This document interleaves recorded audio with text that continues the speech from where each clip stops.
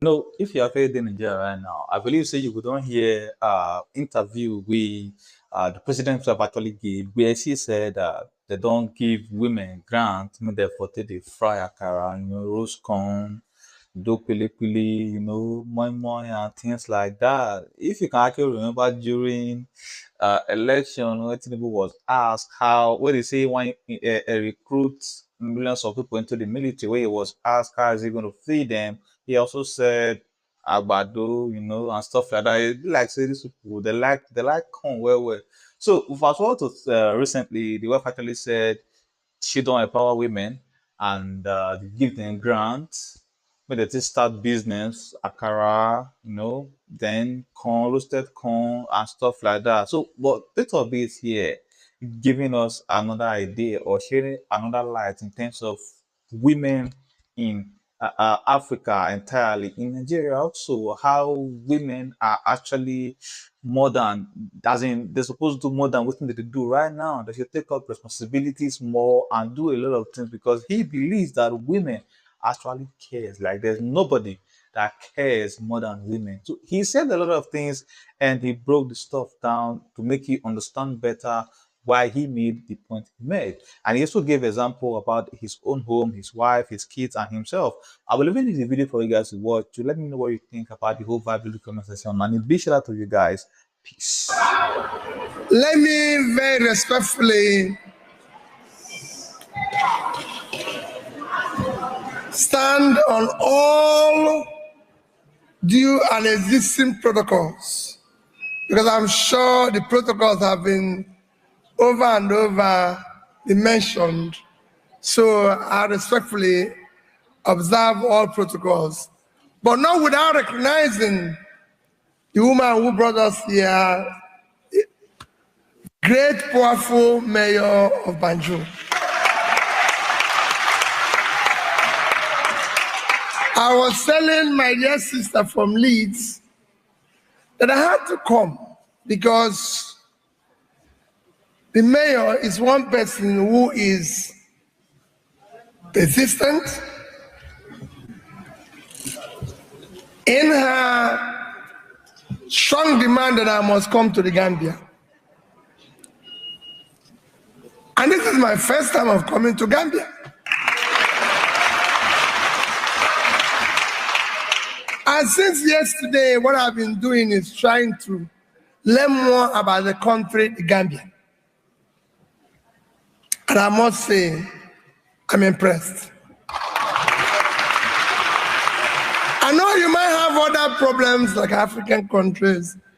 We in Africa have a problem. There's no, in some places it's worse. You are probably one of those who have less problem, because at least you can talk that you don't have insecurity problem, which is good.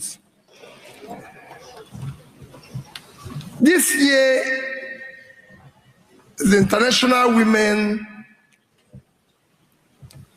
Day conference month have said all that needs to be said. And all of you have contributed to that by saying, what is the theme? Give to gain. It shows that the more you can give, the more you can gain. And what are we talking here? We are talking about the most important contributor to development. Whenever we talk about women's affirmative action, women's inclusion, women's this, what it shows that we don't even know where development is or who is driver of development, because nobody cares more than women. Nobody.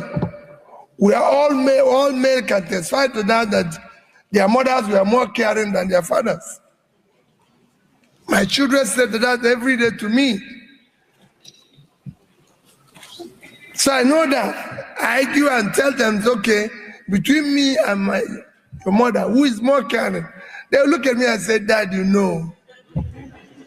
So we all know that. And if they're more caring, that means they will contribute more to the societal development than men. So if the societies are not doing well, it's because we are abandoning the critical development drivers. And that is why Africa today, despite being a continent of the future, because whenever people talk about Africa, Africa today, I can tell you, is the greatest continent on the surface of the earth. We are the number 2 by land size. We're number 2 by land size, sitting on about 30.3 million square kilometers. We are number 2 by population size, about 1.6 billion. But in terms of natural resources, today Africa holds the highest. What is beneath Africa is actually unimaginable. Resources that can turn around the world. Africa today have the highest land that is uncultivated, that can feed the world. Africa today has the highest human resource because we have the highest number of people in their productive age. 60% of African population are young age that can be productive.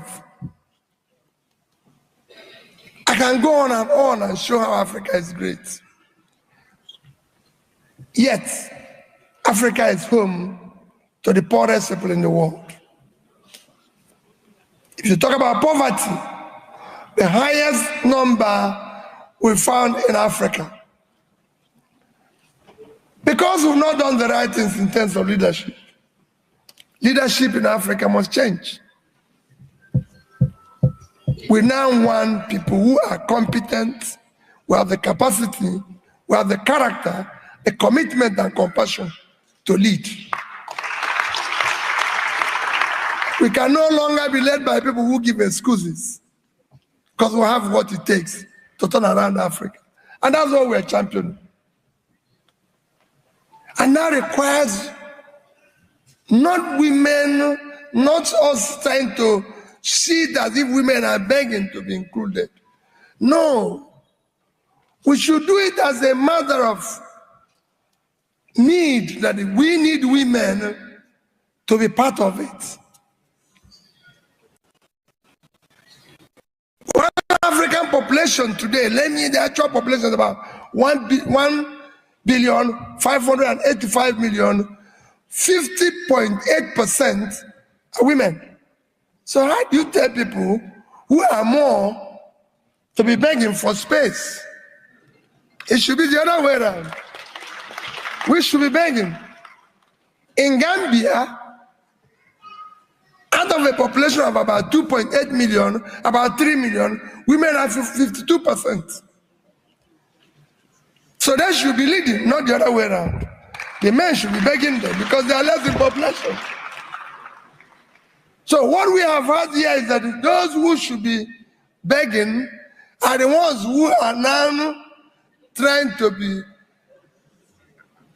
even trying to give token to the people that are supposed to be begging. That is what we need.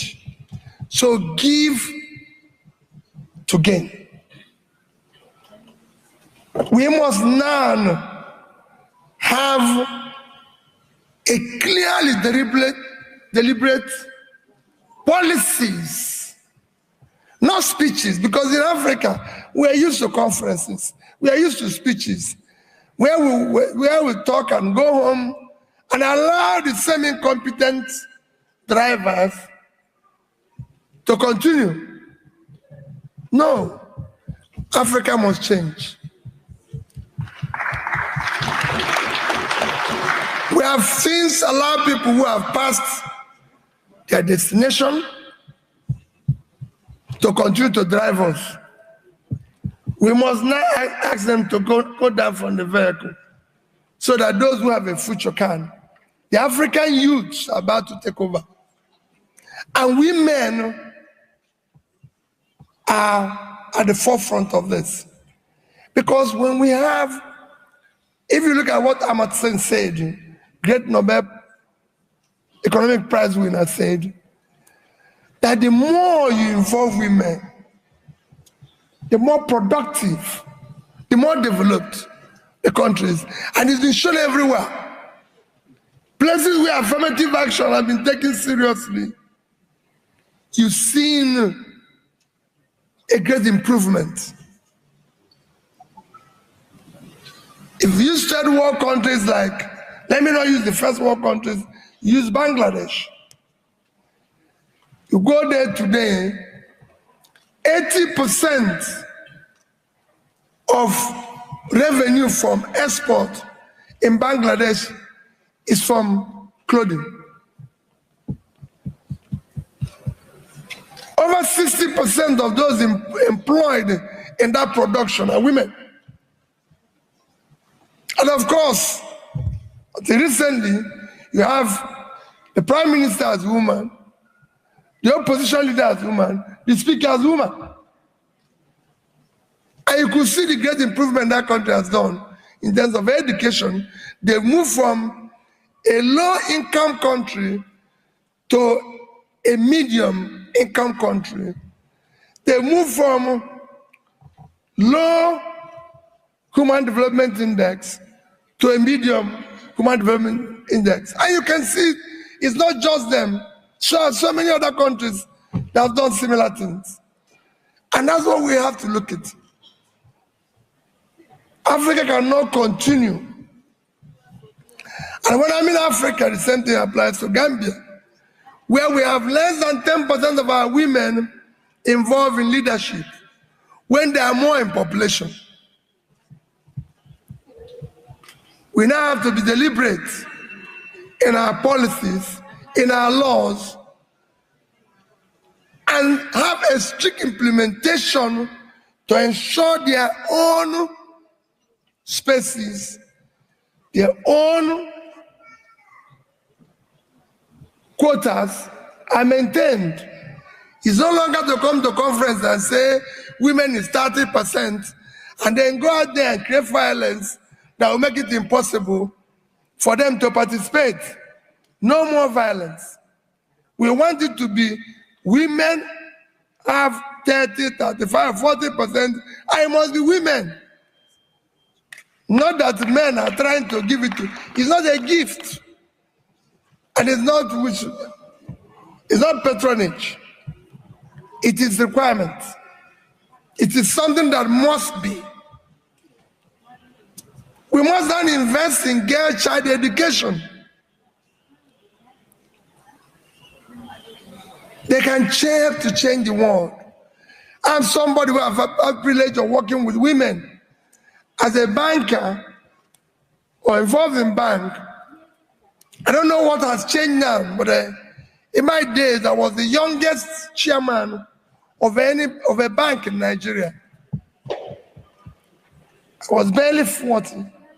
I was a chair in a bank, which remains one of the biggest banks in Nigeria till today. So these are among the biggest 6 of international banks. As the chairman of that bank, I worked with women who made it impossible for us to have a problem. Our chief risk officer was a woman. Our treasurer, and I can go on and on. But I can tell you, as the chairman of that bank, knowing fully well when women have a chance, how strong they are, if I do anything as the chairman, the risk officer will look at me and say, Peter, I know you're the chairman of this bank and I'll lose my job, but I can't allow you to put the bank at risk. Men in the other places didn't do it, and the banks collapsed. So when I had an opportunity of being governor, and I tell people this, I had probably more women. I use probably, but I know there are more in my cabinet than men. The rest is for you to go and verify. Because whenever I talk about government, I don't talk about what I did or what I didn't do. But in critical areas of development, which is health, education, you can go and verify what we did. I had a chief of staff that was a woman, commissioner for education, a man, commissioner for finance, permanent secretary of finance, head of service. I can go on and on. And today, when people ask me, how were you very prudent and what were you able to achieve or didn't achieve? And I said, ask the women that work with me. Till today, in Federal Republic of Nigeria, I can quote that nobody at the subnational level have left the government with the amount of money we left behind when I left office. What you hear everywhere in our country is that we're owing salary, we're owing pension, we're owing suppliers, we're owing this, we're owing that. I left office 13 years ago, barely about 14 years ago. The day I left office, I was not owing salary, I was not owing pension, I was not owing gratuity, I was only owing any supplier or contractor who have delivered, and I've challenged everybody. If you see one, I'll stop with politics. I wasn't owing anybody. So that's for the video. You heard the man, you heard Peter B, you heard what he said. So, like I said, Peter B actually cares for the people, and if Peter B becomes the president of his country, I believe there will be equal opportunity for everybody, both the women, the men, everybody will just do their side and put their side tight. That is what I think personally.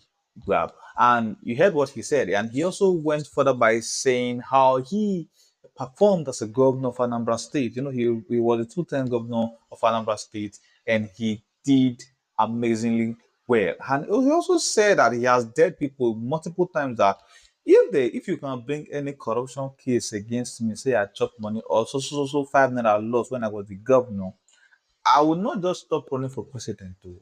I will quit politics entirely. Do you know what it takes? Like, there's no governor in this country who will come outside talk this kind of thing with Peter or big talk, because for a fact, see, no, but EFCC, as in, before you even see government, we even rule finish. Now we say EFCC, no, invite him, he goes hard.